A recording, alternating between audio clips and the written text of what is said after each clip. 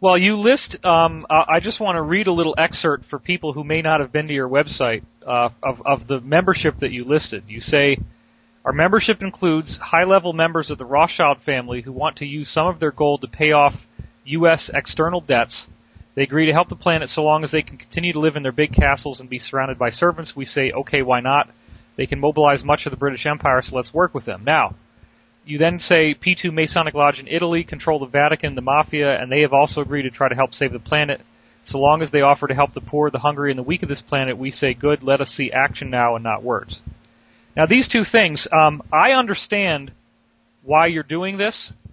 I would also say that probably 90 to 95% of people that are into conspiracy theory are going to want to literally rip you apart for having said that you work with these folks. Just because they are out there, I'd be happy to share my perspective on why you're saying this, but I'd like to hear from you first. Yeah, look, these people are not a monolith, okay? It's not like a single evil entity. And, correct.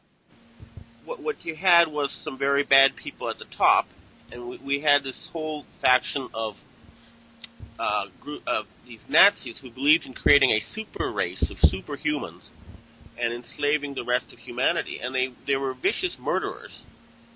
And they ruled through terror and assassination. But a lot of people who they were ruling at the top of these secret groups hated their guts and really wished something could be done about it. So, the Rothschilds are not like, there's so many of them now. You gotta remember, we're talking about the descendants of King David and many different royal families and factions and whatever. And so, a lot of them, there was a big split in the Rothschild family between the people who owned the money printing machines and the people who actually had physical gold. And what happened was, the people with the money machines, in order to keep power, they deliberately shut this gold out of the financial system, so they wouldn't recognize it. So if you brought the gold in, and this happened with Marcos in the 1980s, he tried to sort of sell some of this gold in Japan, is that they will not accept the gold. It doesn't have the right stamp on it. But Rockefeller and the CIA were illegally taking a lot of this gold and laundering it into the financial system in order to keep themselves in power. So there was a rogue group of murderous Nazis who kind of, were carrying out this plot, and there was a group that was fighting them in secret for a long time. This is the people who backed Kennedy versus the people who assassinated Kennedy. Right. Now, in my Disclosure Endgame book, I bring up the testimony of Dr. Peter David Beater, who documents in quite some detail in a series of audio transcripts beginning in 1975 and continuing to around 1982 or something, all of these inside politics going on, and he boiled it down to three major factions, which would primarily be your Rockefeller faction, your Rothschild faction, which he called the Bolshevik Zionist axis, saying that they have a Israeli presence as well as a Soviet presence. And then he was saying that the third axis was what he called the New Kremlin, which was actually a group that had been fighting these so-called Illuminati for some 200 years and were actually instrumental in the overthrow of the Bolsheviks from power in the Soviet Union in the late 1970s. Now, there's some very, very interesting depth of data in this stuff. All of the interviews with him are transcribed, and you can listen to the original audio for free and read the transcripts. Well, let me tell you my understanding of how the factions work. Yeah, that'd be wonderful. You have to go back to the... You actually have to go back to the time of when the Jews were taken to Babylonian captivity. What happened was the Babylonian king killed the male descendants of King David. And what happened was his bodyguard, his imperial guard, decided to become a secret society and restore the bloodline of their king by protecting the females in the family. And so they were married off to various princes in different places, and they kind of secretly guarded them.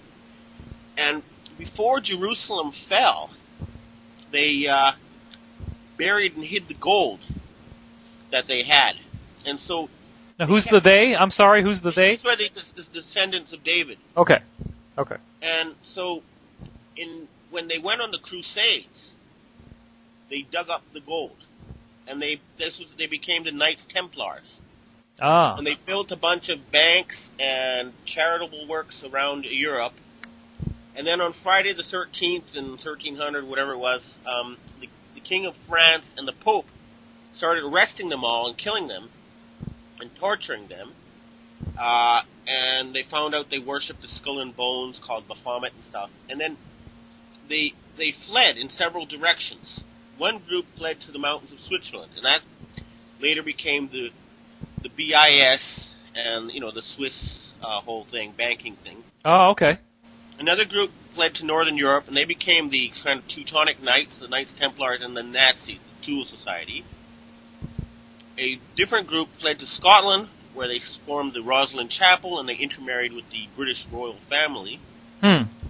Another group went to Spain, and they were kicked out of Spain and sent to North America. And that was in 1492.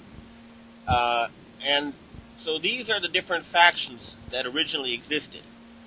In more modern times, I think what your friend was saying, or your source was saying, is more or less right, but there is a pro-Russian Christian faction that kicked them out of Russia, right, Putin in power.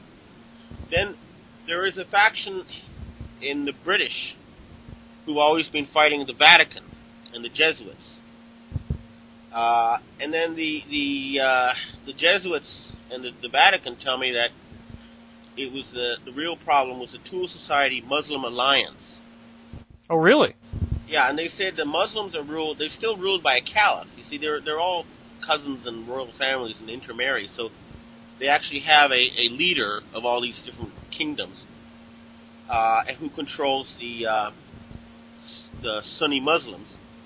And there was a battle between cousins 700 years ago or whatever, which resulted in the creation of Shia Muslims. And then in Asia, I think China, in Asia, I believe there's basically three factions. There's the Chinese Communist Party. There's the Xin Emperor. In other words, the last emperor who supposedly died as a gardener was not the last emperor. His grandson is now the emperor, and he controls an awful lot of gold and money. And then there's a faction in Taiwan that wants to restore the Ming Dynasty, and a lot of them have been bribed by the Federal Reserve Board, and this is the Ming that Christopher Story refers to. Oh, okay. Understood. And then in Japan, I would say the secret government, 70% are pro-Western and 30% are pro-Chinese at this point. But pro-Western could also mean that they sold out to the Rockefellers. A lot of them did. Just look at the Trilateral Commission membership list of Japanese, and you'll see the ones who work for Rockefeller. Right. They're led by a former Prime Minister Nakasone and that whole group. But they are no longer really in control here. But the battle is still going on. Basically, the emperor signed a treaty with the Rockefellers. So the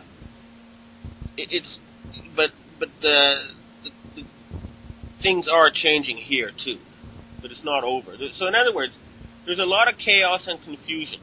But what is for sure is that the Asians, that includes the Japanese and the Chinese and the Southeast Asian countries, have all agreed that they control most of the world's money, and they're no longer going to let the City of London and Wall Street decide how it's invested. And that is the core of this crisis. You see, the people at Wall Street and the city don't want to lose their power. And this is what the battle's all about.